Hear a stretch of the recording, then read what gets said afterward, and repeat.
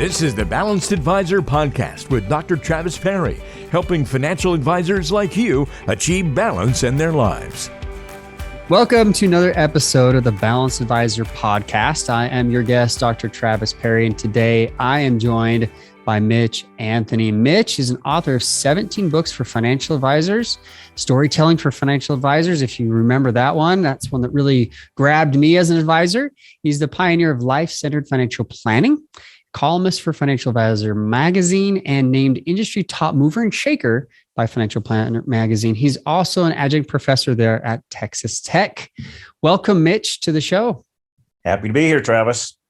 It's great getting to know you a little bit better. And, I will let him tell his story.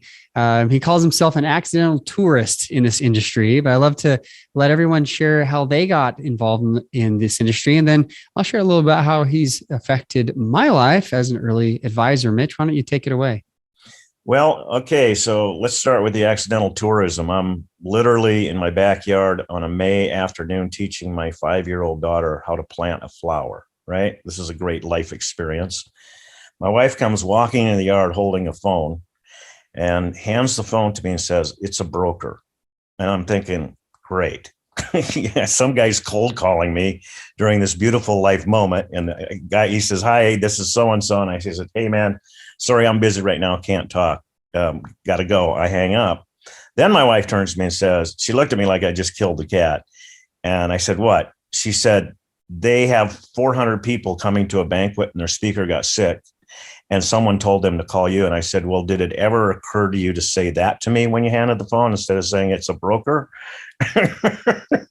And ironically, Travis, this was the first week that we had caller ID. I remember we decided we're going to spend that $350 a month to see who's calling. And boy, did it pay off.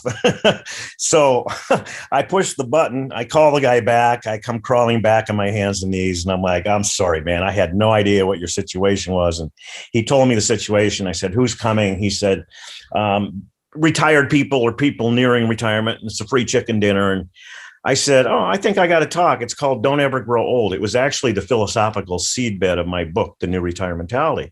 He said, "That really sounds good." So I came and I gave the speech. The next day, I get a FedEx envelope from a mutual fund company in Chicago. And inside this envelope is a value-added program brochure. And it's about how to communicate with mature audiences. And I read through the stuff and I could tell it was sort of half-baked. And the sticky note said, "Who are you and where'd you get these ideas? We need to talk and call this number and set up an appointment." So next thing I know, I'm in Chicago in the senior vice president of marketing's office for this mutual fund company. And he's asked me about these ideas and we hit it off.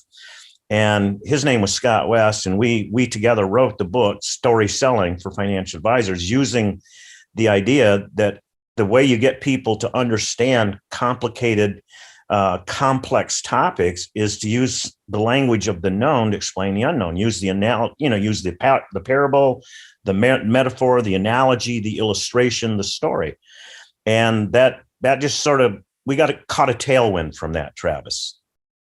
Oh, it's been a beautiful tailwind. It's really pushed your, moment in this industry to, to use your story analogy. It's really flowered, right? As you're planting flowers there with your daughter. You're right. There's so many lessons there. The garden's still blooming. The garden is still blooming, but it's so interesting because we're going to be talking about balance on this show.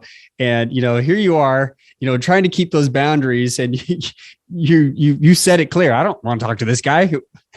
And I love that. You're so great at telling stories. I remember seeing your book. I was at a Northwestern Mutual agency starting my practice. And, I had one of our leaders like, "Hey, if you're struggling with stuff and trying to convince people to do what you want them to do," I'm like, "I'm really struggling," because I give them options and then there's too many options. They don't know how to choose. I'm like, should I be more direct or how do I do this?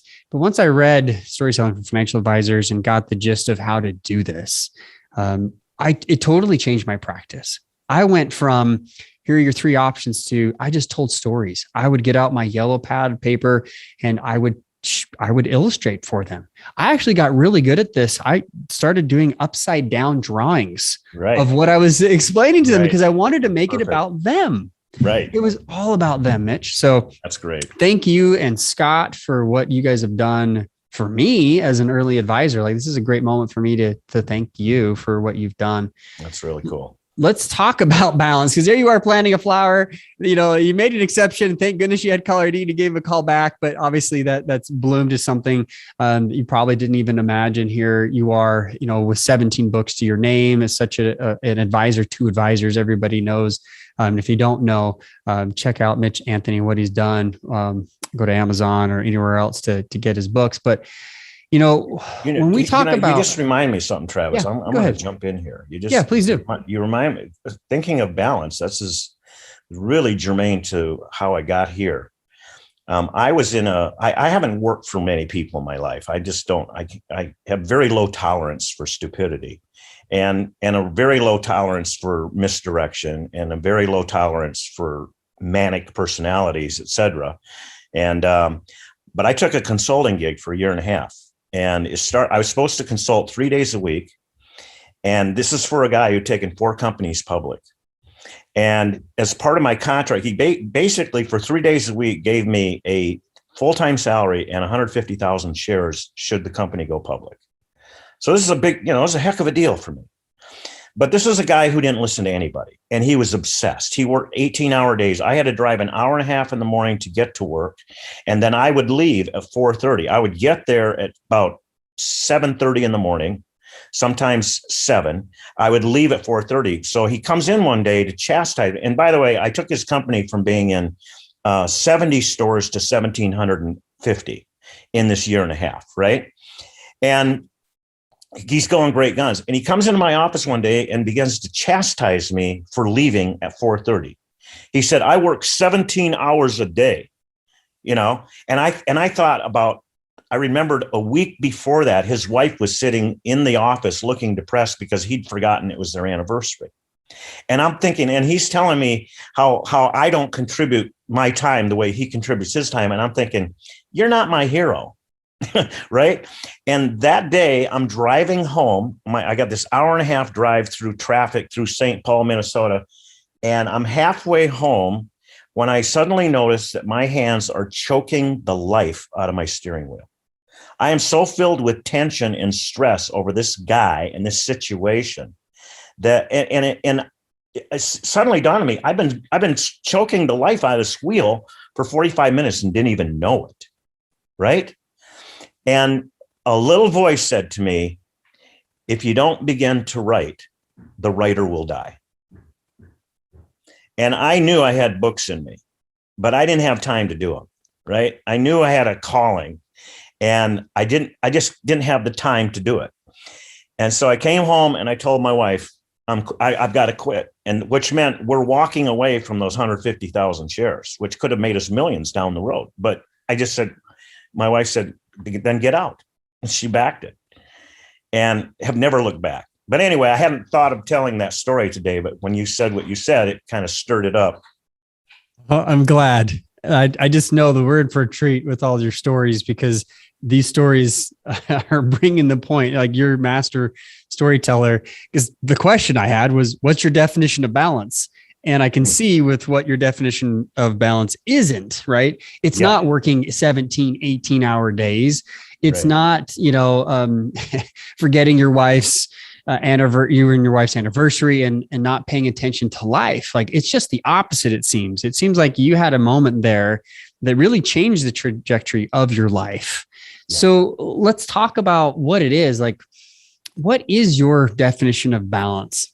Well, it's probably going to sound a little oversimplified, but I'd rather err on that side, on the side of simplification than otherwise. And my definition of balance is find your own personal balance between vacation and vocation. All right.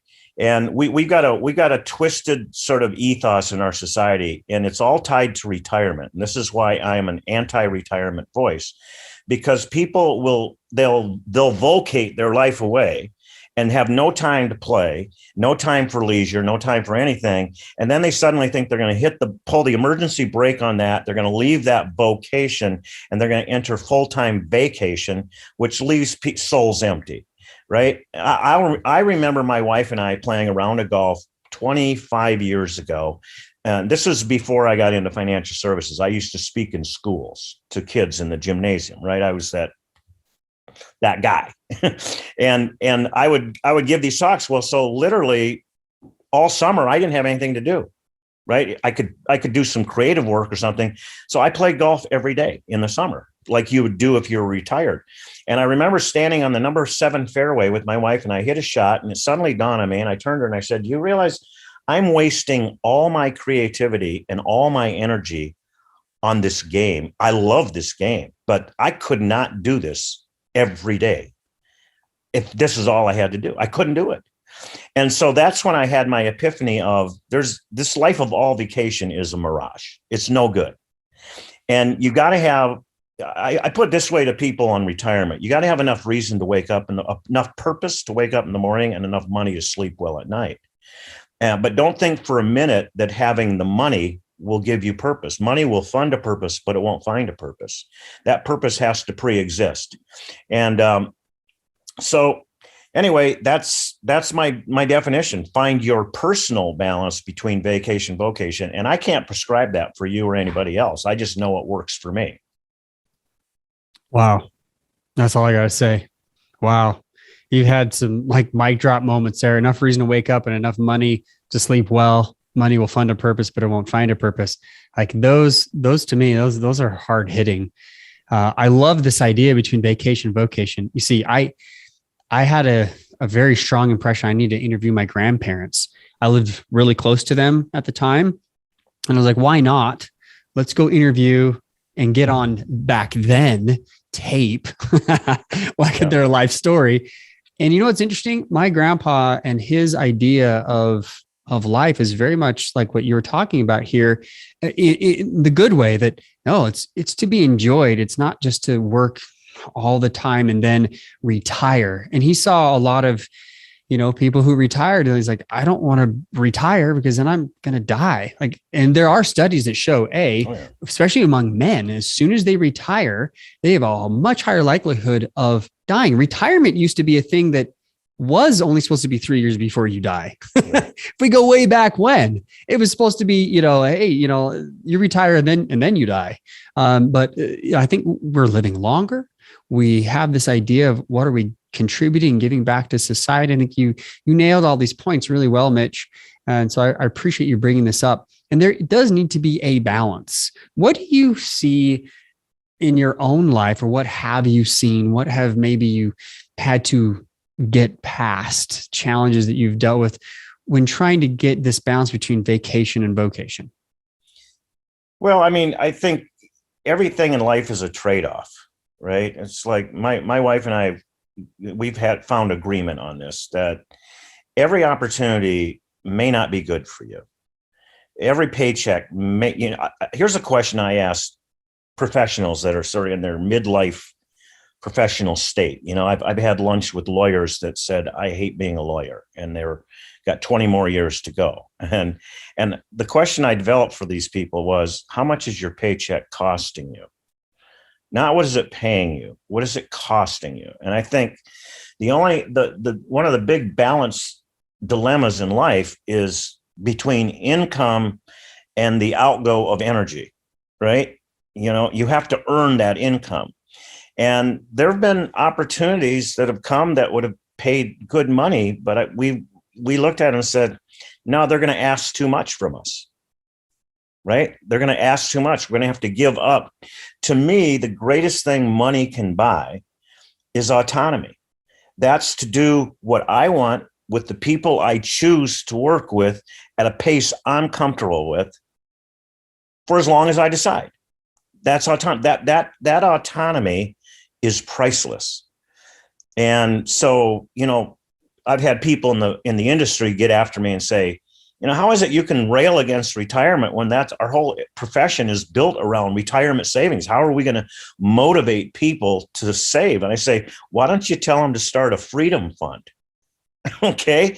An autonomy fund where when you get enough money here, you don't have to have anybody else calling the shots for you anymore. Right. That. I don't know about you, but that's very motivating to me. 100%. I think you hit a main vein, at least with me.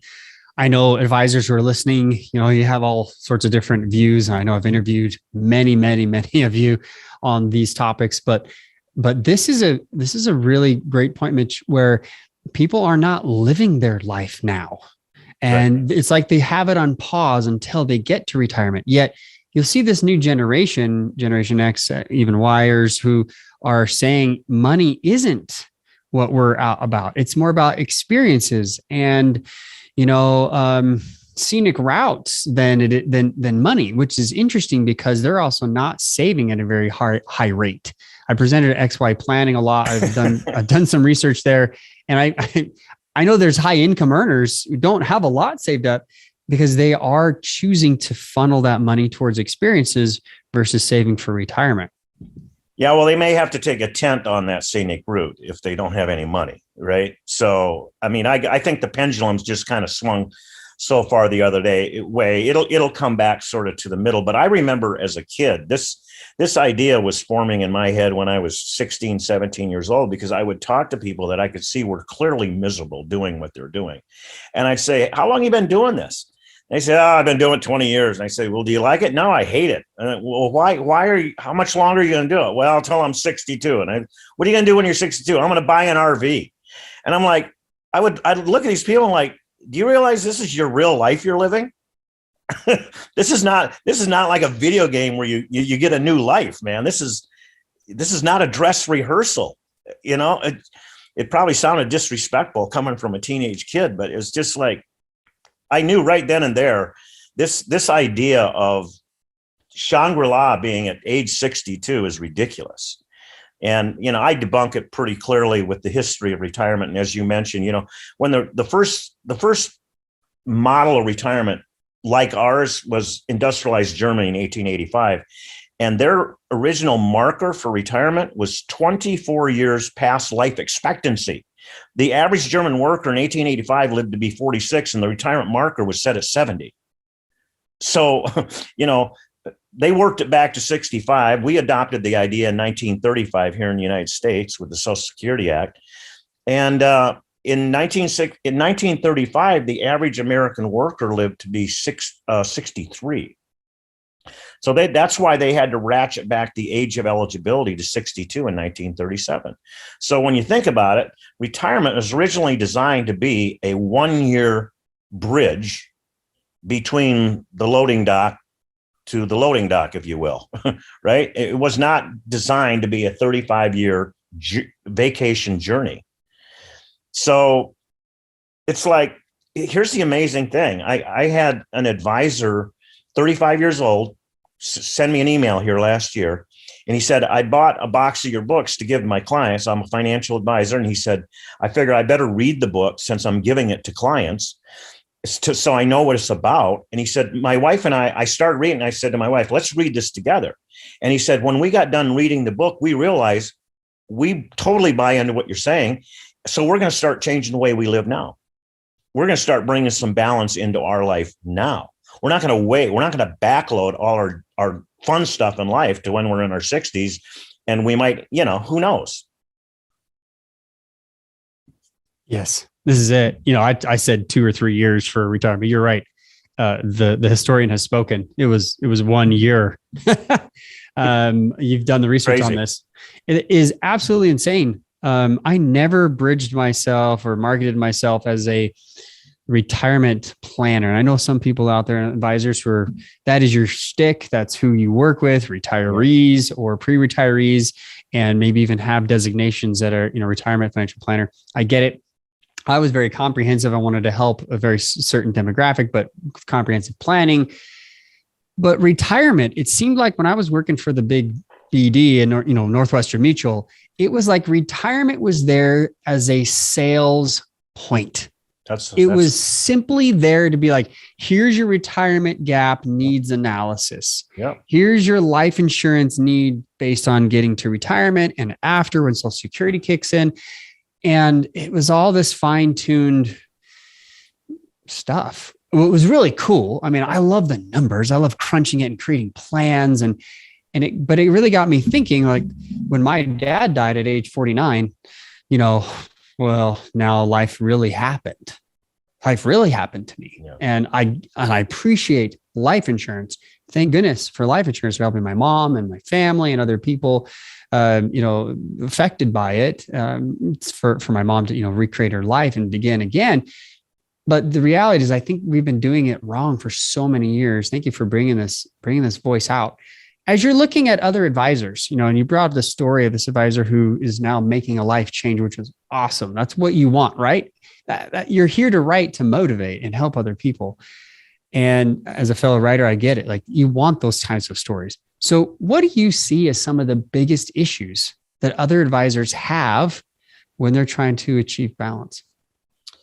I'm thinking of a guy here in town. He's with a major wirehouse, and this wirehouse probably has 12, 13,000 advisors, and he would be one of their top 50 in the country, right? A very successful guy. I just saw him this past weekend. I remember years ago, he called me, he said, "Hey, I want to talk about this return on life idea that you have and how that would work for me." I said, "Okay, I'll come over and see you." So I sat in his office and I started with the question, "So Dave, how many clients do you have?"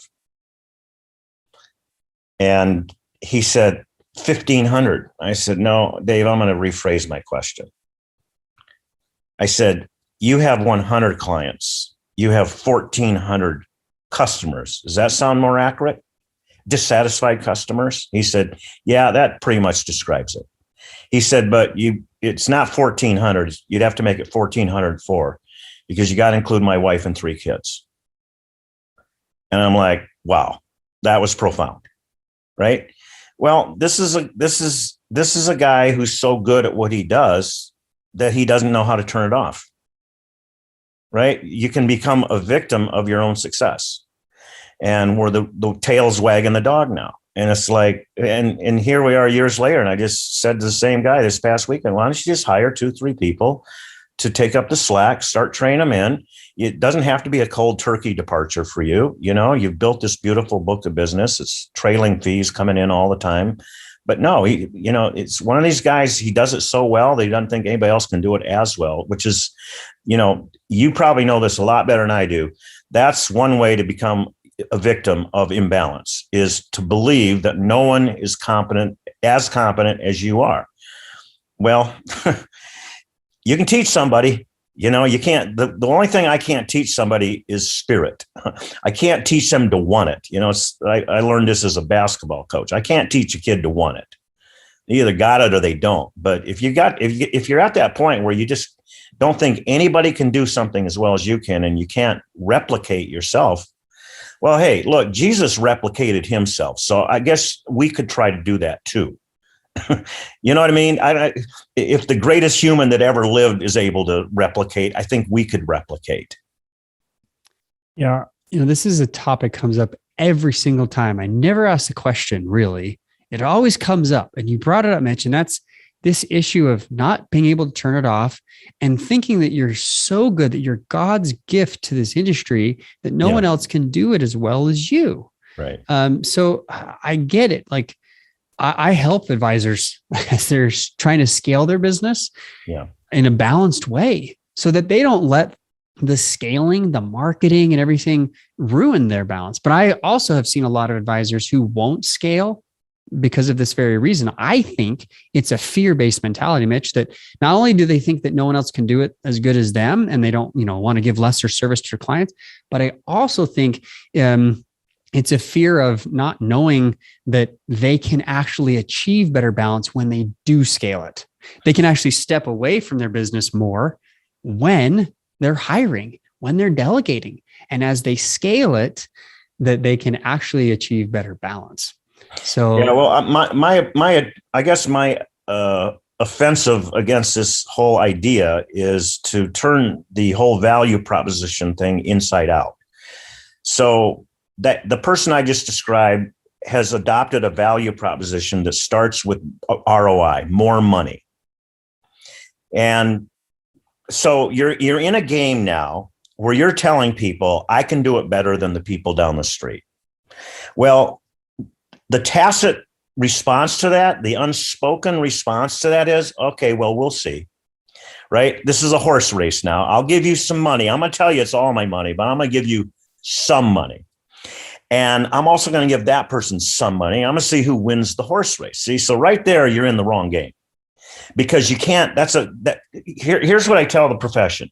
This is the only profession I've ever encountered that starts with a promise they can't keep and then sends a statement out every 3 months to prove it. Okay. And so you're starting with a promise you can't keep. And that is that I'm going to beat the returns, the ROI game. I'm going to beat the returns down the road, or fund XYZ, or fund family YYY. And you can't do that. So because you can't do that, you now have to have too many clients, right? Because if you weren't playing that game, you might have 100 clients and all their assets are with you, and you'd be making more than you are with 1,000 clients. And because of that, because you have too many clients, your life is now out of balance because you're not in control of your time. And all you have to do is gut out the ROI value proposition piece and replace it with return on life. My job, Mr. and Mrs. Client, is to help my clients make wise financial decisions, not just wise investment decisions, wise financial decisions. I'm in the wisdom business. I'm going to do everything I can to help you make the right moves with your money and your life with money. That's my job. That resonates with people. And they're like, okay, this person is different, right? I think I can trust them. Now you have the right kind of clients. They're fully invested with you. Now you're beginning to own your own time. I mean, I hope that didn't sound too messy, but that's the way I go after this thing. I don't think it's too messy. I think it's straightforward, and it makes a ton of sense. And this is why I'm nodding my head the whole time on the video, because you're hitting points that I mentioned in Achieving Balance like several times. Like if you're an advisor and you're in this industry and you are not balanced, you're not doing a service to your client. You're doing a disservice by giving them the wrong example. And yeah, you might be running around and trying to help all of these 1,400, 1,500 clients, right? But really, you're really struggling to make anything happen in your personal life, anything happen that is of value outside of work. And therefore, how can you be the best advisor for them? How can you be the best advisor for those top 100? Yeah. It just doesn't happen. Yeah. So can I go back to something you said? Because it stirred something in me. You talked about this retirement thing is a sales thing. It really, that's how retirement, it literally happened in like 1953. I tell a story in the New Retirement Mentality where this insurance executive said, we're going to tie our sales strategies to people's retirement. We're going to paint that beautiful picture on the horizon. And so it really was driving the sales.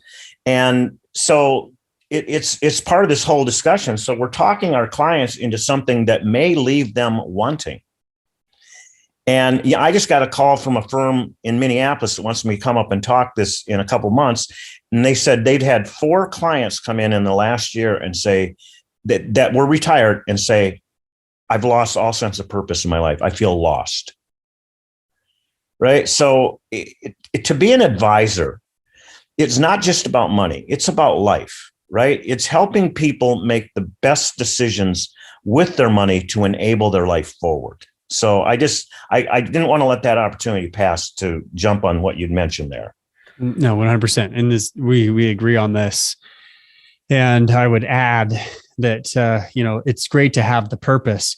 Then you got to put it into place. Like, and you're a pragmatist. We're both pragmatists in this sense of purpose. Like, what do you do now? How do you balance this? How do you put this into practice? How do you work on this?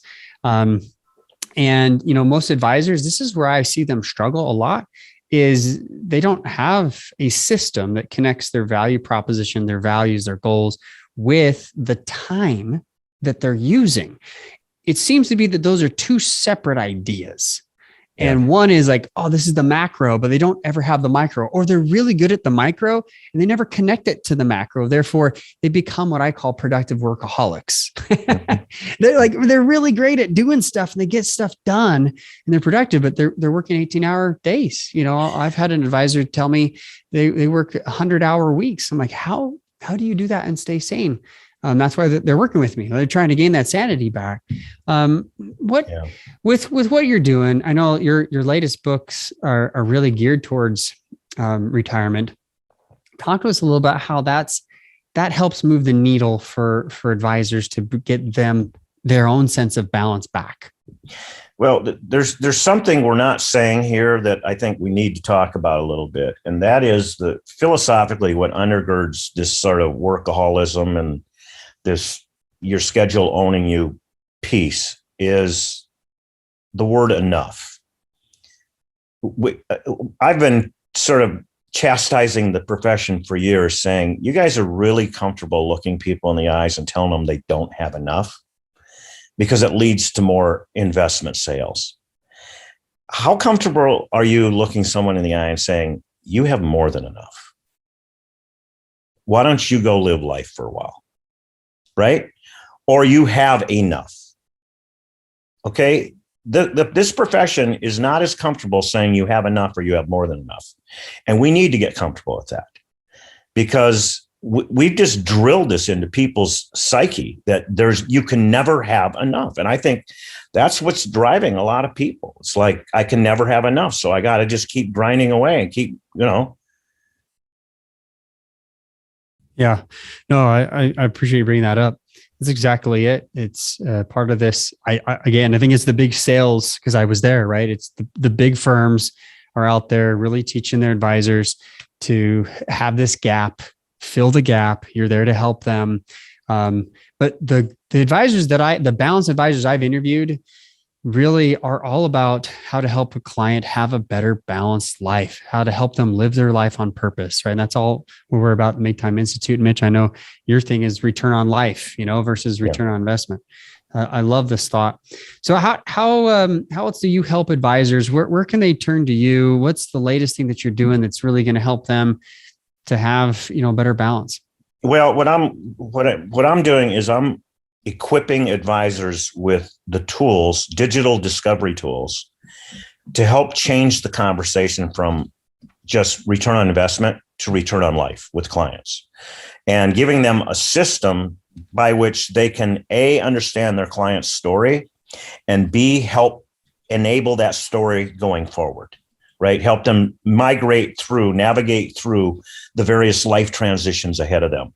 We've got a tool called the Financial Lifeline, and it charts out everything that's going on in the client's life, with their family, with their health, with their retirement, with their finances, with their giving, with their career, et cetera. It's all charted out. And the client and advisor, it shifts the relationship from you're just managing my money to you're helping me migrate through life by making the right decisions with my money. Right. So it becomes a life center. That's why we call it life-centered planning, because the conversation is all around the client's story and how we're going to help that story going forward. So the name of our firm is ROL Advisor. ROL obviously stands for Return on Life Advisor. And so that's what we do. We equip them, we educate them, we give them the tools, subscription-based business. But the cool part about it is, the people that buy into this, they're living the life you're describing, right? They get it. And because they get it, they want to lead their clients down that path as well, that it's not just about the money. And if they go to roladvisor.com, they can find that tool. They can get involved in that. They can get a demo. They can get a demo of it, watch a video demonstration. They can have a consultation with one of our people there to take a look under the hood and all that kind of thing. So, my career is about just presenting this alternative form of financial planning, or I would call it a superior form, because at the end of the day, nobody saves or invests money without intention. There's a reason. And I've been saying for years that the overarching question that needs to be asked never gets asked. And that is, what's the money for? At the end of the day, that is the only answer that matters. right? What's the money for? And so that's what we're trying to do. We're trying to equip people and educate advisors on how to have those sorts of dialogues, those real life dialogues with people around their money, right? We're not talking about something that's way far out in blue sky. This is real life stuff we're talking about, and it's tied to their money and their pursuit of money. There's an umbilical connection between money and life. I love that. Yeah, there is an umbilical connection because it goes together and it should be together. I love what you're doing. I love what others are doing. Kinder, in his life planning. I think this is where a lot of overlap between what we've talked about today. I actually sat down with a coach at the time who said, Travis, you're really good at advising, and I know you want to do better, and you really want to help other people. But she said, I think you're supposed to be more of a motivator for this industry. I think you're supposed to be someone who drives this industry for better practice management and reaching their goals and all these other areas. And she really got me pushed into doing what I'm doing now. And Mitch, I'm glad I can rub shoulders with someone like you who's doing this at even a higher, better scale with advisors, really helping them to get this return on life back. If you're interested, definitely go to roladvisor.com, connect with Mitch. Are you on LinkedIn? Are you on social? Are you just on that? Yeah. I mean, I'm on LinkedIn and Twitter and all those places you're supposed to be, but honestly, the best way to connect with me is just Mitch at mitchanthony.com, because I don't check LinkedIn every day. So I know I've frustrated many people who've asked me a question. They didn't hear from me for 5 days. So I don't want to frustrate anybody else. Oh, you're good. I appreciate it. It was great to connect. Glad to have your perspectives. Your storytelling is still amazing. I love hearing what you've been able to bring and help train this industry. Keep working, keep going forward. Thank you, listeners, for enjoying this episode. If you liked it, share it. Give it to another advisor who needs it, or someone else in life who needs that return on life back. And share with them Mitch's books out there. They're all over the place, and they're incredible resources for your clients. Thanks again, Mitch, for being on the show. Yeah, thanks for having me, Travis. Enjoyed the conversation.